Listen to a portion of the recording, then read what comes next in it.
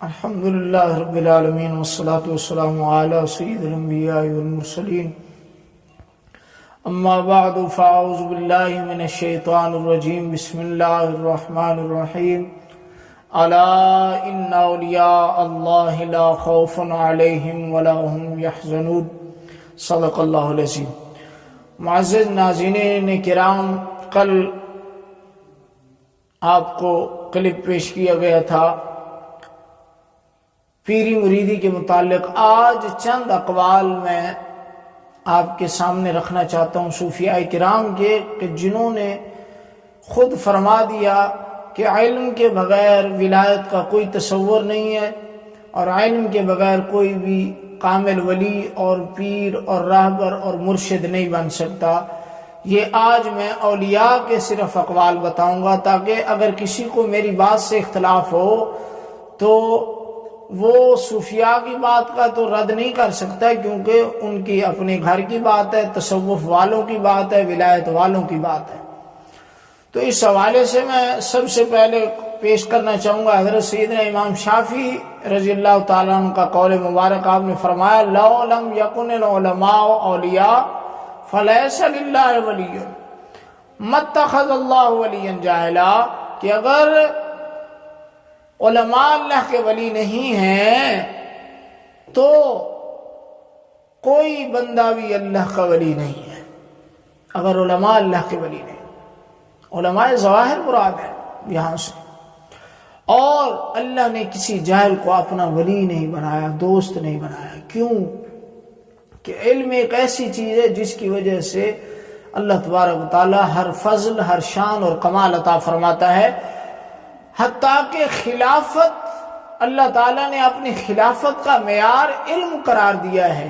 فرشتوں نے عبادت کو خلافت کا معیار قرار دیا تھا، کہ انہوں نے کہا جی ہم تسبیح زیادہ پڑھتے ہیں، رب نے فرمایا کہ آدم تم سے زیادہ علم رکھتا ہے۔ تو ولایت کا معیار ہو یا خلافت کا معیار ہو، وہ علم ہی ہے۔ اور امام ملا علی قاری فرماتے ہیں فقول الصوفیت الطرق الى اللہ مبنیۃ علی المعرفۃ وہی نوع من انواع العلم۔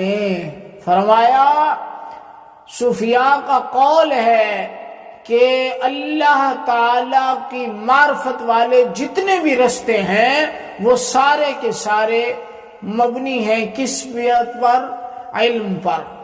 مبنی علی المعرفت، اللہ کی طرف جتنے بھی رستے جاتے ہیں وہ سارے کے سارے معرفت پر مبنی ہیں۔ اور معرفت کیا ہے؟ فرمایا وَهِيَ نَوْعٌ مِّنْ أَنْوَاعِ الْعِلْمِ، یہ علم کی قسموں میں سے ایک قسم ہے، علم کی اقسام میں سے ایک قسم ہے، کیونکہ پہچان اسی وقت ہوگی جب آپ کو کسی چیز کا علم ہوگا۔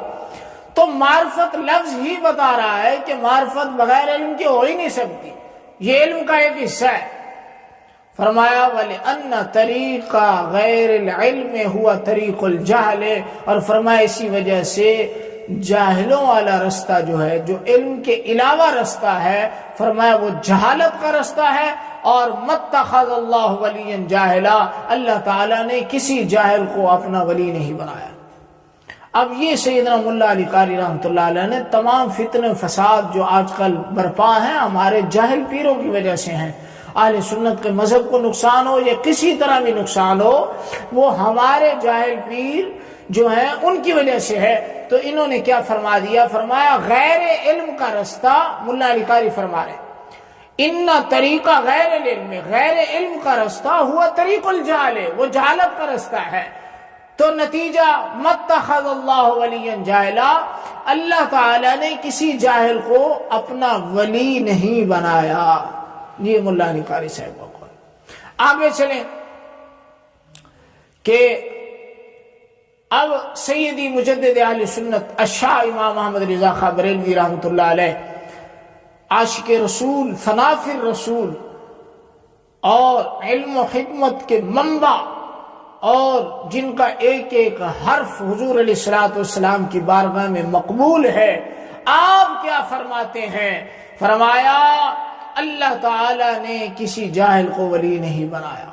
یعنی تمام صوفیاء اور علماء کی ایک ہی ٹون ہے، ایک ہی بولی وہ بول رہے ہیں کہ اللہ نے کسی جاہل کو ولی نہیں بنایا، کیونکہ جہالت اتنا بڑا عیب ہے کہ اس کی وجہ سے انسان ایسے کام، ایسے افعال، ایسے اقوال انسان سے صادر ہو جاتے ہیں جو اللہ تعالیٰ کی رضا اور خوشنودی کے برخلاف ہوتے ہیں، اور انسان کو اس کا علم بھی نہیں ہوتا۔ تو لہٰذا ان جاہل پیروں سے بچیں، یہ کوئی اللہ کے ولی نہیں ہے جو بھی جاہل ہے، جس کو فرضوں کا نہیں پتا، جس کو حلال حرام کا نہیں پتا، جو ضروری فرض مسائل نہیں جانتا، جو عقائد اہل سنت نہیں جانتا، جو عقائد اہل سنت کے خلاف عقیدوں کی پرچار کر رہا ہے، رافضی ہے، تفضیلی ہے، کسی طرح کا بھی شیطان کوئی پیر ہے تو اس کو مت مانیے، وہ خدا رسول کے نزدیک اس کی کوئی حیثیت نہیں، کیونکہ وہ ایک جاہل ہے، اور جاہل اللہ کے نزدیک محبوب نہیں ہو سکتا۔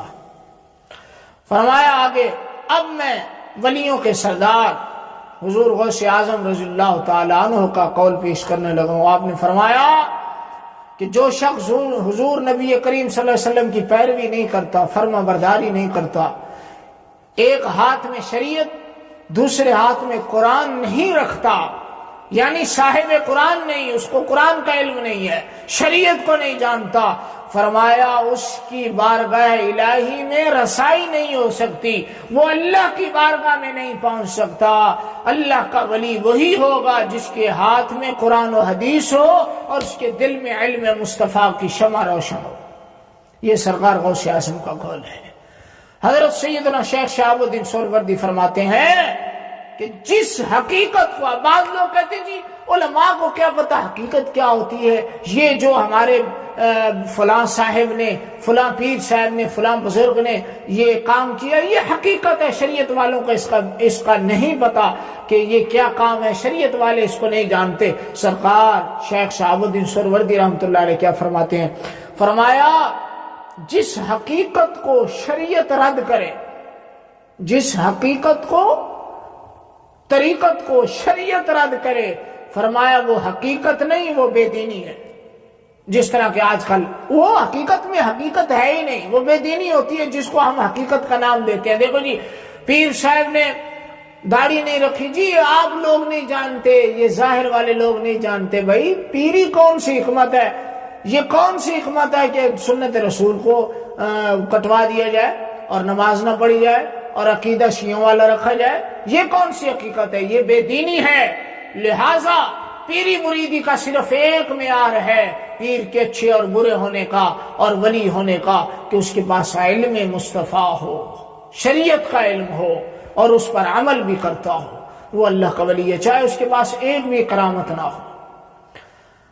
اب میں حضرت شاہ کلیم اللہ جہاں آبادی رحمۃ اللہ علیہ، یہ چشتیوں کے سردار ہیں، آپ فرماتے ہیں بھائی اگر تم آج کے فقیروں کا مرتبہ پہچاننا چاہتے ہو نا، اب سنو مراتب کو پہچاننے کا طریقہ حضرت شاہ کلیم اللہ جہاں آبادی رحمۃ اللہ علیہ کیا بتا رہے ہیں؟ فرمایا اگر کسی فقیر کے مرتبے کو پہچاننا ہے، آج کے صوفیاء جو بنے ہوئے ہیں تسبیحاں ہاتھ میں اور ناموس رسالت کے لیے نکلتے بھی نہیں ہیں، تسبیحاں ہاتھ میں اور حضور علیہ الصلوۃ والسلام کی عزت ختم نبوت کے لیے میدان میں نہیں آتے، بس حجروں میں بیٹھے ہیں۔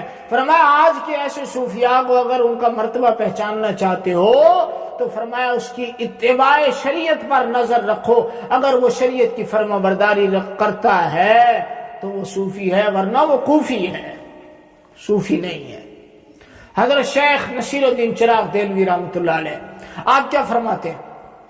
فرمایا اب بعض لوگ کہتے ہیں کہ ہمارے پیر صاحب نے یہ کام کیا لہذا جائز ہے، شریعت میں چاہے حرام ہو، اور جی پیر صاحب نے کام کر دیا، ہمارے شیخ نے کر دیا، کوئی نہ کوئی حکمت ہوگی، ہم اعتراض نہیں کر سکتے۔ بھائی یہ شریعت سے بڑھ کر نہیں ہے، کیوں نہیں اعتراض کر سکتے؟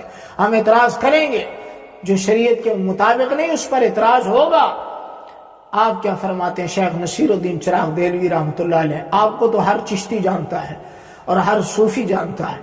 آپ فرماتے ہیں مشرب پیر حجت نہیں، فرمایا پیر کا طریقہ دلیل نہیں ہے کہ پیر نے یہ کام کیا لہذا جائز ہو گیا، نہیں، بلکہ کسی کام کو جائز کہنا ہے تو اس کے لیے شریعت کی دلیل چاہیے۔ اب جو پیروں کی ظلم کارستانیاں اور شیطانیاں، فریب کاریاں، دھوکے بازی، جہالت، اس کی کفریات و گمراہیات کو چھپا کر کہیں نہیں جی یہ مجدد ہے، یہ قطب الوجود ہیں، ان کو ہم کچھ نہیں کہہ سکتے، تو میں کہوں گا شیخ چراغ نصیر الدین چراغ دہلوی رحمۃ اللہ علیہ فرماتے ہیں مشرب پیر حجت نہیں ہے، دلیل نہیں ہے۔ فرمایا دلیل کتاب و سنت سے ہونی چاہیے، دلیل جو ہے ہم ہمیشہ کتاب و سنت سے طلب کریں گے کہ بتاؤ قرآن و حدیث میں جو تمہارے پیر نے کام کیا ہے، تمہارے شیخ نے کام کیا ہے، قرآن و حدیث میں اس کی دلیل کہاں ہے؟ ہم کسی بھی بڑے سے بڑے بھی منصب والے کو حجت نہیں سمجھتے، حجت ہم قرآن و حدیث کو سمجھتے ہیں۔ حضرت خواجہ محمود راجن رحمۃ اللہ علیہ، یہ 900 ہجری میں ان کا وصال ہے، آپ فرماتے ہیں جو شخص، آپ کی ایک عادت تھی میں آپ کو بتا دوں کہ جو بھی شخص حضرت محمود راجن رحمۃ اللہ علیہ کے پاس آتا نا فیض حاصل کرنے کے لیے، تو آپ دیکھتے اگر اس شخص میں علم کی محبت ہوتی اور علم کی طرف رغبت ہوتی، وہ علم کا شوق رکھتا، تو آپ اس پر بے شمار انعام کرتے، حتیٰ کہ کتابیں اور نقدی پیسے بھی دیا کرتے، اور ان کو کہتے کہ بھائی پہلے علم حاصل کر لو پھر میں تمہیں جا کر کوئی روحانی چیز عطا کروں گا۔ پہلے وہ علم ظاہر دیتے تھے، کیونکہ علم ظاہر کے بغیر انسان گمراہ ہو جائے گا، کبھی بھی وہ طریقت اور تصوف کو سمجھ نہیں سکتا۔ یہ ہیں صوفیاء کی باتیں، لیکن ان کو نہیں بتایا، یہ باتیں عوام میں نہیں بتائی جاتی تصوف کی، کیونکہ اس سے دکانداری ختم ہو جائے گی۔ مسلمانوں، علم اور عمل کے بغیر کسی کی کوئی حیثیت نہیں، کسی پیر کا کسی کا کوئی مقام نہیں ہے۔ معیار پیری مریدی کا صرف اور صرف قرآن و حدیث ہے، جو قرآن و حدیث کے مطابق ہوگا، جو رسول اللہ کی محبت میں ہوگا، جو رسول اللہ صلی اللہ علیہ وسلم کی ناموس، ختم نبوت اور عزت کے لیے کام کرے گا، چاہے اس کے پاس ایک کرامت نہ ہو، ہم اس کو اللہ کا ولی مانیں گے، اس کو اپنا راہبر اور پیشوا مانیں گے۔ اور مسلمانوں، یہ تمام اقوال میں نے آپ کے سامنے پیش کر دیا، تو آخر میں چشتیوں کے بے تاج بادشاہ جن کی ولایت کو ہر کوئی تسلیم کرتا ہے، حضرت خواجہ شمس الدین سیالوی رحمۃ اللہ علیہ، پیر سیال، آپ کا ایک قول میں پیش کر دوں جو کہ بالکل صراحت ہے، اس میں کسی قسم کی کوئی گنجائش نہیں۔ کوئی کہہ سکتا ہے نا جی آپ نے اقوال پیش کیے اس سے علم باطن مراد ہے، آپ نے تو صراحت فرما دی۔ فرمایا سالک کم از کم کنز الدقائق تک نصاب خوب سمجھتا ہو، یعنی جو مرید ہو کر فیض حاصل کرنا چاہتا ہے، سالک بن رہا ہے، اس کے لیے ضروری ہے کہ کنز الدقائق، یہ فن کی کتاب ہے، کنز الدقائق تک اس کو نصاب درس نظامی کا پورا آتا ہو، تاکہ اس کو تصوف سمجھ آ سکے اور وہ شریعت مصطفیٰ پر عمل کر بھی سکے اور لوگوں کو بھی عمل کرا سکے، اور اس علم کی برکت سے وہ اپنی راہ سلوک پر آسانی سے چل سکے۔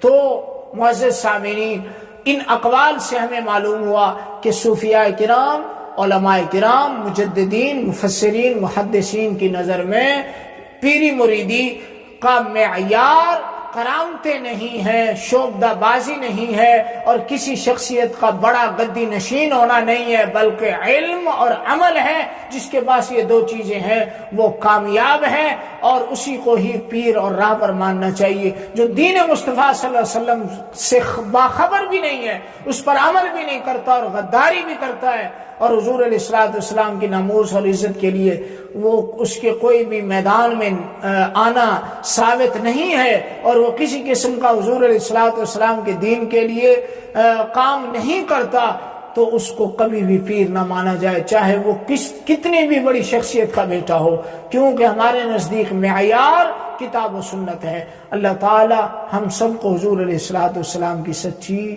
اور پکی غلامی نصیب فرمائے۔ وما علینا الا البلاغ المبین۔